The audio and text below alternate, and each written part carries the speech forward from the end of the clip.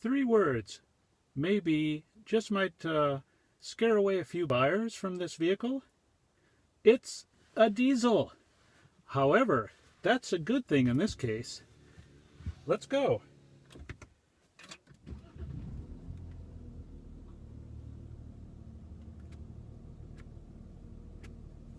You'll notice it's not nearly as loud as the diesels that we used to hear, which went paka paka paka. This one doesn't do that. It's really quite nice and quiet.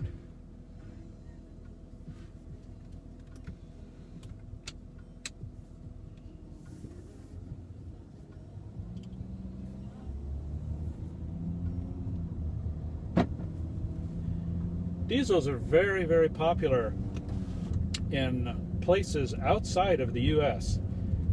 The main reason, of course, is because they get better fuel economy than gasoline engines, but the performance is really quite good. It's really quite amazing. If you aren't familiar with diesels, you don't drive diesels much, and you just pretty much think, you know, oh, I don't want a diesel because it's noisy and smelly, etc. Makes a lot of noise. These new ones are really very good cars. And the advantage of having one in an SUV the size of the Touareg is, well, there's actually a couple of advantages. One, it gets better mileage, fuel economy, than having a regular gas V6, which they also offer. The other reason is it's obviously got great torque. That means low-end pulling power. And diesels are a different compression. They have very high compression compared to a gas engine. So what you're getting is you're getting a tremendous amount of low-end torque. That's why they use them in big semi-trucks and things that need to pull very heavy loads. The torque comes on very, very low. This, of course, is a turbocharged diesel. I think almost all of the modern diesels are turbos now. And it gets you, this has, believe it or not, over 400 foot-pounds of torque, which is a huge amount compared to the regular gas engine. And that gives you very good off-the-line performance and very good low-end pulling power. When you pull away from a stop, you can feel it. You can feel it really pulling strong. So it's quite an amazing thing to drive because it's nice and quiet. It doesn't sound like your typical diesel at all that you might think of from the previous days when they clattered and belched out all this smoke. There is no smoke whatsoever, of course. You do have to add fluid. It's diesel fluid. It's called AdBlue, and I think that's done pretty much at every oil change. And that is an emissions requirement because it cleans, it makes some sort of reaction in the catalytic system, and it cleans the exhaust. It scrubs the exhaust. So there is a little added cost there.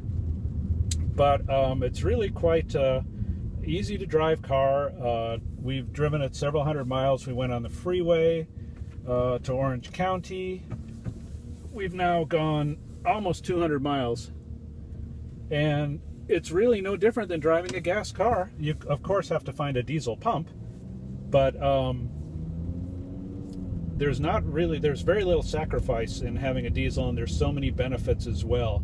And if a diesel is something that you just simply are against, my recommendation is to go out and drive one. Drive one, see if you like it, see if it fits into your lifestyle. Find out, of course, where the diesel gas stations are. But one thing is, it gets a very long range. Because you have such good fuel economy and a large tank, it gets very long range compared to the gas car. You can drive longer without having to fill up. So we really like this car. It's really quite amazing. It does so many things well. It's all-wheel drive, and it has 8-speed automatic, and we think it's a great car. Volkswagen did a splendid job. So if you're in the market for a mid-size luxury SUV, European, this is definitely one you want to try out. And Volkswagen, by the way, offers different models in this line. This is the performance diesel. And this car also shares its platform with the Audi Q7 and the Porsche Cayenne, so you would pay way more than this one costs. The MSRP on this with the R-Line performance package is about $60,000. And go out and go shop around luxury European diesel, turbo diesel vehicles, and you'll find it's actually lower than some and right on the money with some of the others. So thanks for riding with us. That's a Volkswagen diesel. Thank you. Bye now.